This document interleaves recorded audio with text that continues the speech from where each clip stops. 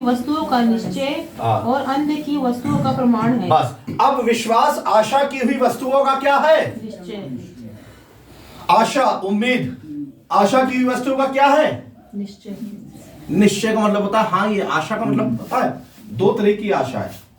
आशा दो तरह की होती है, एक संसार वाली आशा है, एक बाइबल वाली आशा है। ध्यान से सुनिएगा, भेद की बात बता रहा हूं, जो आज नहीं आए खो दिया, जो आए आप सब पकड़ लेना। खुदा ने सिखाया है, ये मनन में बैठा तो खुदा ने सिखाया, इसलिए बता रहा हूं आपको। दो तरह की आशा है, एक संसार वाली आशा और एक बाइबल वाली आशा। संसार वाली आशा कहती है हम होंगे कामयाब एक दिन।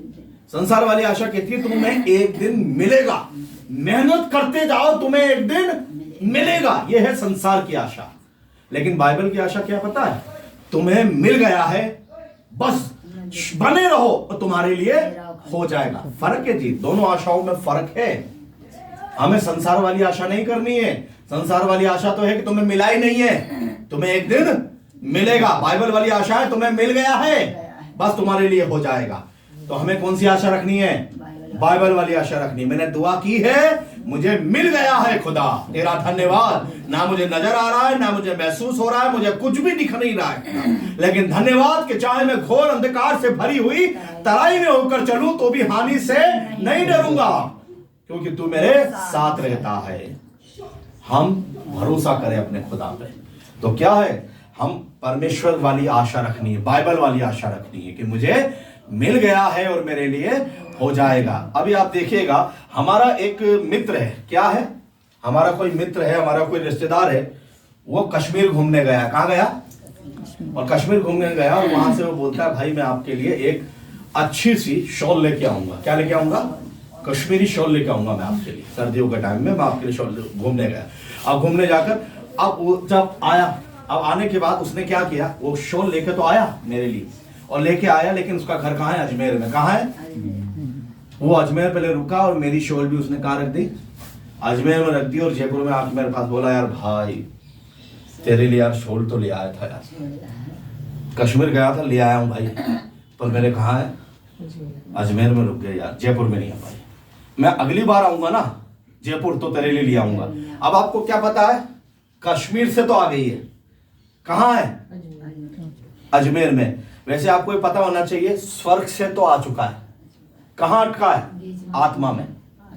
समझ में आ रही बात आपको? और ये कब होगा? जब कोई रिश्तेदार हमें बताता है कोई चीज, तो ये कब होता है? जब हम उसके ऊपर पूरा विश्वास, हमारा उस रिश्तेदार के संग अगर अच्छा रिश्ता होगा तो हम विश्वास कर पाएंगे। मालूम है कभी कभी कई बार होता है कि यार ये तो बहुत फेंकू आदमी है, ऐसे ही कुछ नहीं लाया होगा, ये होता ना कभी कभी कोई रिश्तेदार ऐसे होते हैं बहुत फेंकू है, ऐसा ही कुछ नहीं लाया होगा, ये ऐसे ही बोल रहा है, ये देख लेना यीशु मसीह आ जाएगा पर चद्दर नहीं आएगी। लोग बाग कहते हैं यीशु आ जाएगा पर शॉल नहीं आएगी, लोग बाग ऐसा कहते हैं, क्योंकि मैं उसको जानता हूं। लेकिन एक व्यक्ति है जो अपनी बातों का पक्का है, हम उसको जानते हैं कि ये सच्चा आदमी है, ये खुदा का जन है, ये सच बोलता है, और मैं इसको जानता हूं कि अगर इसने बोला है तो लाया होगा, अगली बार में ले लिया। तो ये बात आपको एश्योरेंस कैसे आएगा? उस व्यक्ति से आपके रिश्ते पर जितना गहरा आपका उस व्यक्ति से रिश्ता होगा उतना आसान होगा उसकी बात पर विश्वास करना।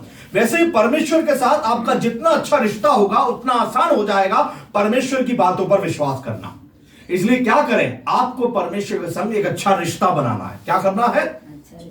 खुदा के संग अपने रिश्ते पर काम करिए, रिश्ते पर काम करिए। अब इसके ऊपर हम थोड़ा देखते हैं कि रिश्ता कैसा होना चाहिए खुदा के साथ। आपको और मेरा रिश्ता कैसा होना चाहिए। यूहन्ना सुसमाचार 19 अध्याय 30 पद पढ़िए एक बार, जैसे मिल जाए। यूहन्ना 19:30।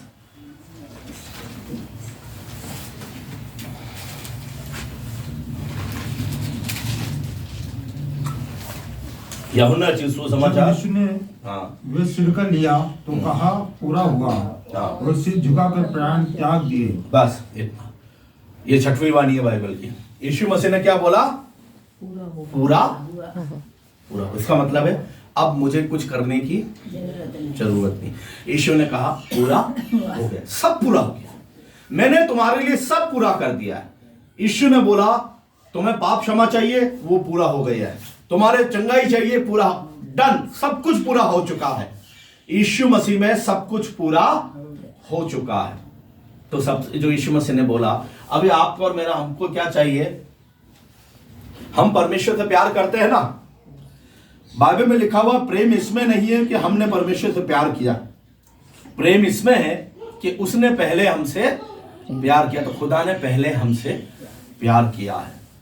लेकिन आज की डेट में जब हम खुदा के पास आते हैं तो कई चीजों को आज हम आत्मिक रूप से कमाने की कोशिश करते हैं। क्या करते हैं? कमाना। ध्यान देना, परमेश्वर के राज्य में आप कभी भी उसका प्रेम कमा नहीं सकते, उद्धार कमा नहीं सकते। ये खुदा ने, यीशु मसीह ने खुद पूरे अपने लहू से चुका दिया है। लेकिन हम क्या करते हैं? खुद ही, अगर हमसे कभी कोई गलत काम हो जाता है, कोई भी गलती हो जाती है, तो हम क्या करते हैं? अरे और आज गलती हो गई, अब कुछ ऐसा करूंगा जिससे खुदा को खुशी मिले। क्या होता है? हमें ऐसा लगता है खुदा को कुछ खुशी मिलेगी। तो क्या हो रहा है कि कई बार हम प्रभु को इसलिए खुश कर रहे हैं क्योंकि मैंने कुछ गलत किया था, इसलिए कि अब क्योंकि मैं खुदा को खुश करूंगा तो शायद खुदा मुझे क्या कर दे, माफ। एक दिमाग में आता। अब मैं आपको बताना चाहता हूं, देखिए, अगर आप यीशु मसीह में हैं, अगर आप प्रभु यीशु मसीह में हैं तो परमेश्वर आपसे खुश है। क्या है? सबसे पहली चीज समझिएगा इस चीज को। बेशक मुझसे गलतियां होती है, बेशक मुझसे पाप होते हैं, ऐसी चीजें होती है जो सही नहीं है, लेकिन परमेश्वर मुझे किस में देखता है? यीशु मसीह। और जब परमेश्वर मुझे मसीह यीशु में देखता है तो मैं कैसा हूं? पवित्र हूं। ध्यान से एक बात सुनिएगा, मैं गलत करता हूं इसलिए मैं पापी नहीं हूं, मैं पाप करता हूं इसलिए मैं पापी नहीं हूं। आदम ने अदन की वाटिका में जो किया इसके कारण मैं पापी हूं। आ रहा समझ में आपको बात? मैं पापी क्यों हूं? कि मैंने गलत किया इसलिए मैं पापी नहीं हूं। आदम ने जो अदन की वाटिका में किया उसके कारण से मैं पापी हूं। लेकिन अब मैं अच्छा करता हूं इसलिए मैं धर्मी नहीं हूं। यीशु मसीह ने कलवरी के क्रूस पर जो किया उसके कारण मैं धर्मी हूं। आ रही बात आपको समझ में? आ रहा समझ में? आदम से हम पापी ठहरते हैं, यीशु मसीह से हम धर्मी ठहरते हैं। आ रहा समझ में आपको बात? तो मेरे पाप और मेरा धर्म, क्या मैं पापी हूं या मैं पवित्र हूं, इसका फैसला मेरे काम नहीं है। आदम ने जो किया उसके कारण मैं पापी, यीशु मसीह ने जो किया उसके कारण मैं धर्मी। यहां पर कामों की बात ही नहीं आ रही है। आ रही बात समझ में आपको? जो खुदा का वचन आज हमें समझा रहा है। तो क्या है? हमें परमेश्वर के राज्य में कमाना नहीं है, अंगीकार करना है, कब्जा करना है। क्या करना है? परमेश्वर के राज्य में आपको और हमें क्या करना है? कब्जा करना है। कब्जा करने का मतलब खुदा, ये आशीष मेरी है, ये मेरी आशीष है खुदा, मैं इसको कब्जा करता हूं, ये मेरा है परमेश्वर। शैतान इसको मुझसे चुरा नहीं सकता। ये खुदा, तूने मुझे ये शरीर दिया और ये शरीर पवित्र आत्मा का मंदिर है। ना कोई सर का दर्द, ना कमर का दर्द, ना हाथ का दर्द, ना पांव का दर्द, ना खांसी, ना जुकाम खुदा शरीर में नहीं रहेगा, क्योंकि खुदा मैं अपनी चंगाई पर कब्जा करता हूं यीशु तेरे नाम में। क्योंकि परमेश्वर तूने वो मुझे चुका दिया है खुदा, तूने कहा पूरा हो गया है। तो यीशु मसीह के कारण हम धर्मी हैं। आ रही बात आपको समझ में? मेरे काम मुझे पापी नहीं बनाते और मेरे काम मुझे धर्मी भी नहीं बनाते। देखिए, कामों को छोड़ दीजिए, एक टीचिंग है, समझना इस चीज को। आपके काम ना तो आपको पापी बना सकते हैं और आपके काम आपको ना धर्मी बना सकते, दोनों ही चीजें नहीं कर सकते। आदम ने जो किया उसके कारण मैं पापी, यीशु मसीह ने जो किया उसके कारण मैं धर्मी। आ रही बात आपको समझ में? ये है बात। इसलिए इस चीज को समझिएगा बात आप, तो खुदा हमारी बड़ी मदद करेगा। तो हमें परमेश्वर के राज्य में क्या करना है? कमाना नहीं है, कब्जा करना है। तो जब भी हम कहते हैं खुदा तेरा धन्यवाद, मेरी प्रार्थना का उत्तर आ गया है, आ गया है खुदा, तेरा धन्यवाद, मेरी प्रार्थना को उत्तर, मुझे दिख नहीं रहा खुदा, पर धन्यवाद, मेरी प्रार्थना को उत्तर आ गया है खुदा। धन्यवाद परमेश्वर, तेरे अनुग्रह से मैं प्रभु स्वस्थ हूं, चंगा हूं, आशीषित हूं, फलवंत हूं खुदा, तेरे नाम से मेरी प्रार्थना का उत्तर आ गया है। मैं आपको बताना चाहता हूं 11 तारीख को हमारे यहाँ पर प्रोग्राम था, एक 11 तारीख को बड़ा, यहाँ पर हमने ये सोफे बाहर निकाले थे, ये पलंग बाहर निकाला था, लोग आए थे, काफी लोग आए थे 11 तारीख को। 8 तारीख को मेरी तबीयत खराब हो गई थी। 11 से पहले जो 8 तारीख थी ना, शुक्रवार का दिन था वो, नहीं शायद गुरुवार का दिन था वो। गुरुवार को हमें शादी में जाना था 1 दिसंबर में। 8 तारीख को शाम को हम एक शादी में गए और मैं ऐसा ठिठुर गया उस शादी में, बिल्कुल ही। इवन मैं खाना भी नहीं खाया। मैंने कहा रिना तू खाना खा, मैं बैठा हूँ। ये खाना मैंने जूस पिया और घर पे आके, आप यकीन माने ना माने, अब आपकी मर्जी है, मैंने सिर्फ जूते उतारे थे कुछ भी नहीं, सीधा रजाई ओढ़ी और ठुठुरते हुए पूरी रजाई को ठुठुर गया मैं पूरी रात, मतलब अजीब सा रहा, कब नींद आई पता नहीं चला। और अगले दिन थी 9 तारीख, शुक्रवार का दिन था, ये स्कूल जाने वाली थी। मैंने कहा रीना तो स्कूल जा, अब मेरे पास कोई नहीं है। आ रहा समझ में आपको? किन्नू को मैंने बोला था किन्नू अगर मेरे को जरूरत पड़ेगी तो मैं तेरे को बोल दूंगा, लेकिन अब मेरे पास क्या, और मैं रजाई ओढ़ के ठिठुर रहा हूं मैं ऐसा यार। 11 तारीख को क्या है प्रोग्राम है, और ये 9 तारीख को जयपुरी आंटी का प्रोग्राम था एक सेनाए में, वहां हमें जाना था। 9 तारीख को फ्राइडे की हमारी वाली मीटिंग होती है अजय मेसी की, वहां हमें जाना था। 9 तारीख को क्या है, 2 प्रोग्राम, और मैं कहाँ हूं, रजाई के अंदर। और रात की जो ठिठुरन है, और जो बुखार भी हो गया था, जुकाम भी हो गया था, खांसी भी हो गई थी, वो उस समय था ठिठुरन।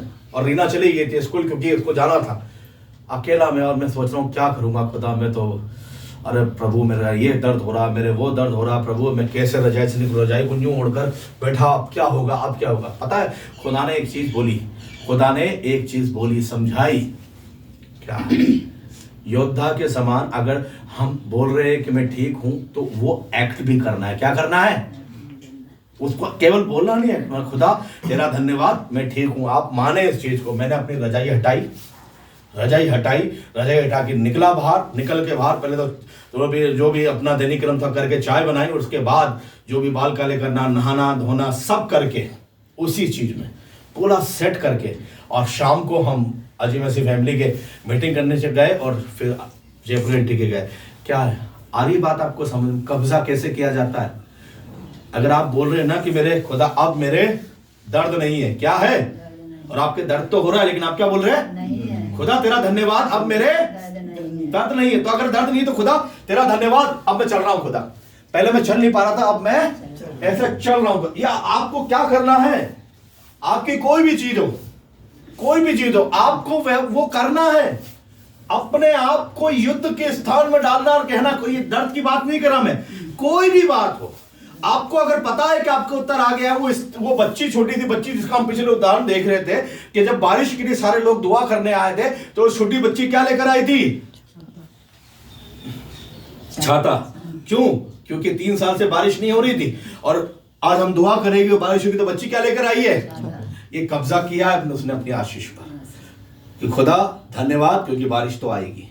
तो क्या होता है, विश्वास आप कर रहे हैं ना, तो कदम, विश्वास का मतलब है कदम बढ़ा रहे आप, कदम बढ़ा रहे। तो क्या है, परमेश्वर के वचन के अनुसार यीशु ने कहा पूरा